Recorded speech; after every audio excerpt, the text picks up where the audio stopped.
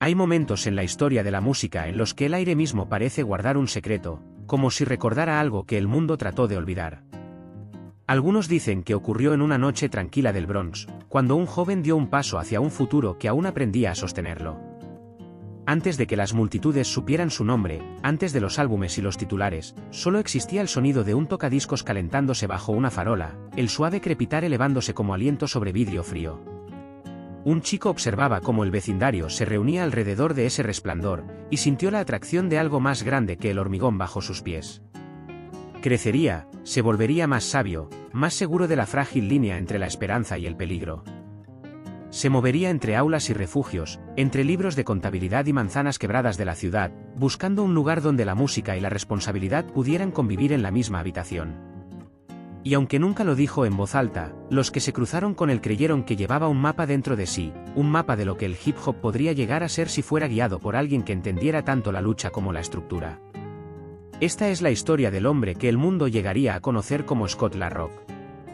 Nació en un rincón del Bronx donde las aceras agrietadas llevaban el peso de demasiadas historias, y donde el sonido de un tren que pasaba podía sentirse como una canción de cuna si lo escuchabas lo suficiente.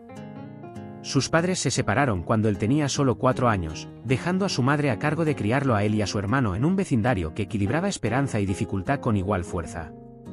Incluso de niño, tenía una forma de notar a quienes tenían hambre antes de que lo pidieran, de compartir lo poco que tenía sin esperar nada a cambio. Era un gesto pequeño en una ciudad construida sobre la lucha, pero decía algo de quién era ya, alguien que creía que el cuidado, aunque en porciones escasas, importaba. El hip hop lo encontró mucho antes de que el mundo encontrara al hip hop. Vio a DJ Kohler cablear un sistema de sonido a un poste en una fiesta de Sedgwick Avenue, los platos zumbando al aire libre como una promesa dicha por primera vez. La imagen se quedó con él, gente que no tenía nada, de repente con ritmo, movimiento y un sentido de pertenencia. Le plantó la idea de que la música podía levantar un barrio como un amanecer levanta una ventana oscura. La escuela le ofreció otro camino. Creció en estatura, en la confianza serena de un atleta de 1,9 metros que podía comandar un gimnasio sin subir la voz. El baloncesto lo mantenía lejos de las esquinas, en movimiento, haciéndole soñar más allá del horizonte del Bronx. Cuando Castleton State College en Vermont le ofreció una beca completa, la aceptó como una puerta que se abría a otro tipo de calma. Vermont era frío, tranquilo y mayormente blanco, un mundo lejos del calor y el ruido de casa. Aún así, llevaba el Bronx con él en cada caja de discos. En el campus estudiaba administración de empresas de día y enseñaba un nuevo idioma por la noche, pinchando hip hop en la emisora de la universidad, viendo a estudiantes curiosos inclinarse como si escucharan un latido por primera vez. Los fines de semana pertenecían a Dugan's, un bar pequeño que temblaba bajo el peso de multitudes que venían a ver qué pondría a continuación. Las colas rodeaban el edificio en temperaturas que picaban la piel, cada aliento elevándose como humo mientras la gente esperaba sentir la explosión de la sala cuando él soltaba el primer ritmo. Esas noches le enseñaron algo crucial: el hip hop no pertenecía a un solo barrio. Viajaba, se adaptaba, se traducía. Y comprendió que podía ser su puente. Trajo amigos del Bronx a Vermont, dejándolos mostrar a los estudiantes cómo romper, cómo pintar graffiti. En esos momentos no solo pinchaba discos, enseñaba cultura, llevaba un pedazo de casa a un mundo que nunca lo había visto de cerca. Al graduarse, entendía tanto el arte como el negocio, cómo la música puede mover a una multitud y cómo la propiedad puede moldear un futuro. Y lentamente, la idea se asentó en él: el hip hop estaba creciendo, y él quería crecer con él. Cuando volvió al Bronx tras la universidad, traía 2 cosas: un título que demostraba que entendía la estructura, y un corazón que aún creía que la música podía poner piezas rotas en su lugar. Trabajar como trabajador social lo colocó en salas que la mayoría evitaba, refugios llenos de hombres que habían caído por todas las grietas que ofrecía la ciudad. Sin embargo, entraba cada día con ojos tranquilos y un maletín, un contraste silencioso con el ruido que le rodeaba. Ahí fue donde conoció a KRS-One, mucho antes de que cualquiera de los dos imaginara que moldearían la dirección del hip hop. Sus primeras conversaciones fueron duras, cortantes, nacidas de la tensión de un lugar donde la supervivencia marcaba cada decisión. Pero con el tiempo algo se ablandó entre ellos, el reconocimiento de que ambos llevaban hambre, uno por la expresión y otro por la responsabilidad. La música los volvió aliados. Formaron un pequeño colectivo, primero llamado The Celebrity Tree, que luego evolucionó a Boogie Down Productions, un nombre que llevaba el pulso del Bronx en su interior. Sus primeras grabaciones apenas hicieron ondas, pero Scott La Rock no medía el éxito solo por el ruido. Entendía contratos, editoriales, marca, la arquitectura invisible detrás de cada éxito. Y creía que su momento llegaría si seguían construyendo la base de la manera correcta. El punto de inflexión llegó a través del conflicto, como suele pasar en el hip hop.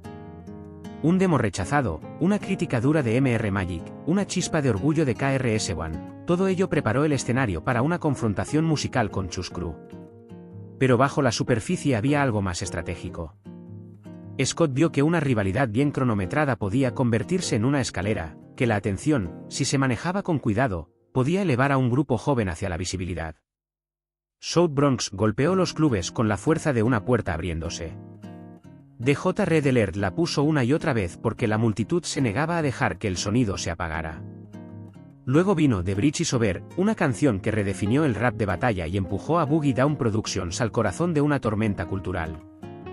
Y a lo largo de todo ello, Scott se mantuvo firme, el organizador, el navegante, quien entendía que el caos podía convertirse en impulso. Cuando Criminal Minded salió el 3 de marzo de 1987, no solo entró al mundo, dejó una marca en él.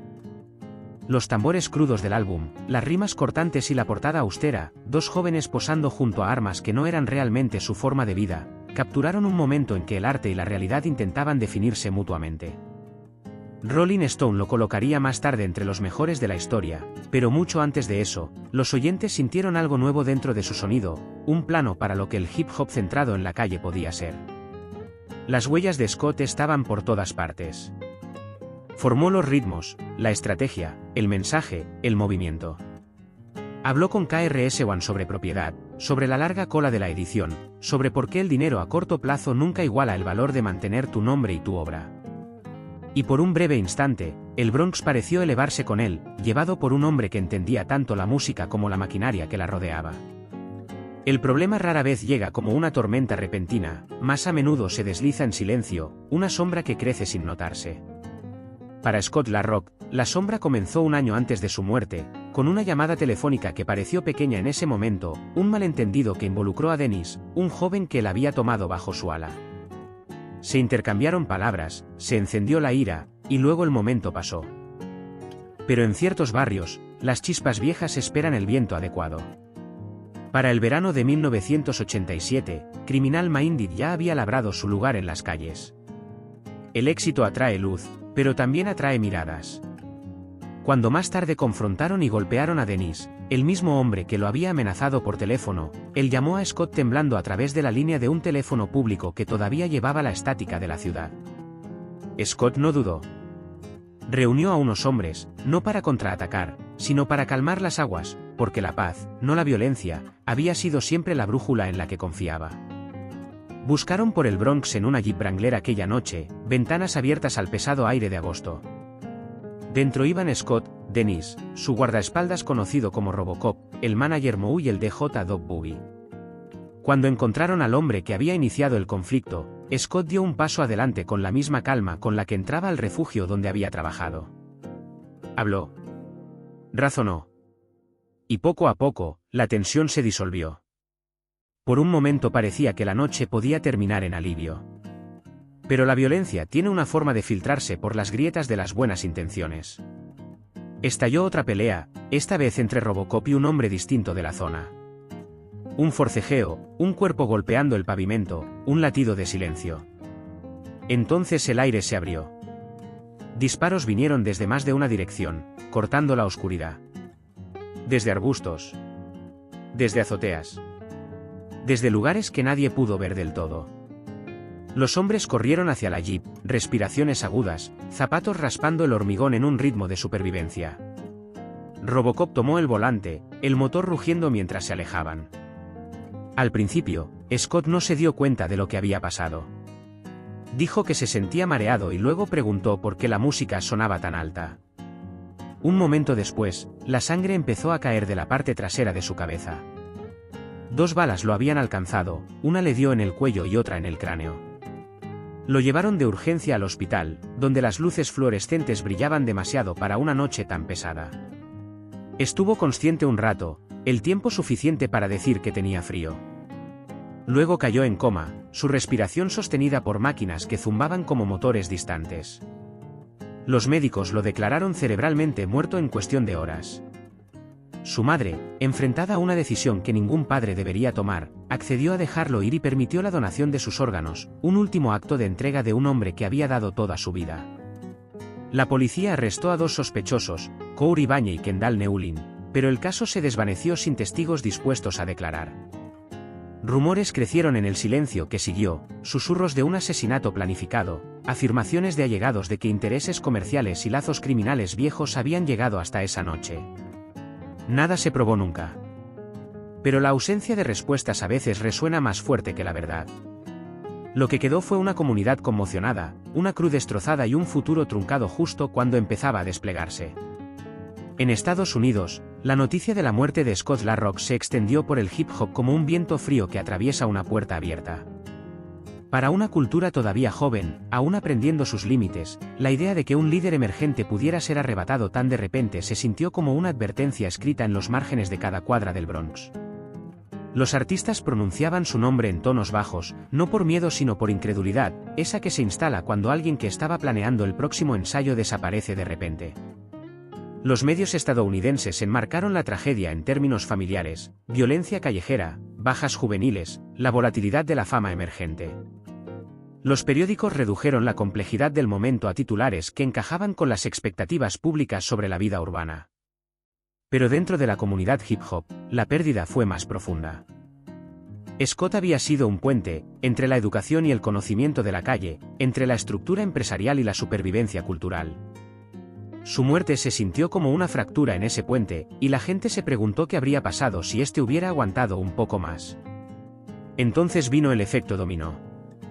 Un fan joven asesinado por una cadena de oro durante una gira, crews conmocionados, promotores nerviosos, padres preocupados. No eran tragedias aisladas, eran reflejos de una cultura absorbiendo el coste de la visibilidad. De esta tensión nació un contramovimiento, más claro en el proyecto Self-Destruction, donde artistas se unieron no para enfrentarse entre sí sino para luchar contra la violencia que consumía a sus comunidades. Fue una respuesta estadounidense enraizada tanto en el duelo como en la responsabilidad. Fuera de Estados Unidos, la reacción tuvo otro tono. Para oyentes en sótanos de Londres, clubes alemanes o los primeros círculos de hip hop francés, la historia de Scott LaRock llegó no como una tragedia vecinal sino como un punto de inflexión mítico. Para ellos, el hip hop era un faro distante, un pulso cultural transmitido por casetes y programas de radio nocturnos. Su muerte se sintió como parte de la leyenda creciente de un movimiento definido por el riesgo, la resistencia y la honesta brutalidad de la calle. Las audiencias internacionales a menudo hablaron de él como símbolo, un mártir temprano de una cultura que aún se definía. Los oyentes estadounidenses, en cambio, recordaron al hombre, el trabajador social con maletín, el DJ que enseñaba música a los jóvenes, el estratega que abogaba por mejores acuerdos editoriales. Dos mundos, una historia. Uno vio el mito. El otro sintió la pérdida. Al final, una vida se recuerda no solo por cómo terminó, sino por la forma que dejó en el mundo mientras estuvo aquí. La forma de Scott LaRock fue silenciosa, firme, una línea trazada entre posibilidad y responsabilidad. Había surgido de un barrio que enseñó a sobrevivir y entrado en una industria que enseñó a ambicionar, y aún así logró llevar ambas lecciones sin perder su centro. Su legado vivió primero a través de la música. Criminal Minded se convirtió en más que un álbum, fue una piedra angular, un punto de referencia para artistas posteriores que buscaban decir la verdad sin pedir disculpas. Los productores estudiaron sus ritmos. Los de JS estudiaron sus bordes. Los escritores estudiaron su valor. Y en alguna capa del disco estaba Scott, guiando el ritmo, afinando el mensaje, insistiendo en que la propiedad importaba tanto como el talento. Pero su legado también vivió en las personas que llevaron fragmentos de él adelante. KRS-One construiría movimientos, desafiaría sistemas y moldearía conversaciones a través de generaciones. Dennis, tras años de culpa, volvería a la cultura como una fuerza estabilizadora, convirtiéndose en un conector de maneras que pocos habrían imaginado. Incluso aquellos que alguna vez se distanciaron de él mantuvieron su influencia en los espacios silenciosos de su obra. Luego estuvo su hijo, Scott LaRock Jr., que creció con preguntas que ningún niño debería tener que formular. Su lucha se convirtió en parte de la historia mayor, un recordatorio de que el talento perdido demasiado pronto deja ecos que alcanzan mucho más allá de la música. Su voz, años después, añadió peso a la conversación sobre lo que significa la responsabilidad dentro de una comunidad forjada por el ritmo y la resiliencia. Hoy, una esquina del Bronx lleva su nombre. Si pasas por Jerome Avenue y Kingsbridge Boulevard, puedes ver el letrero atrapando la luz de la tarde, su superficie metálica calentándose bajo el sol. La gente pasa por allí cada día, sin saber que un pedazo de los cimientos del hip hop cuelga sobre ellos como un memorial silencioso. Su historia no termina con respuestas. Termina con influencia. Con un plano. Con el recordatorio de que algunas de las voces más fuertes de la música fueron llevadas por hombres que pasaron más tiempo ayudando a otros que hablando por sí mismos. Y si su viaje se queda contigo, si te trae un recuerdo, una canción o una época en la que la música fue un salvavidas, eres bienvenido a compartir tus pensamientos abajo. Las historias sobreviven cuando las contamos. Y la historia de Scott La Rock merece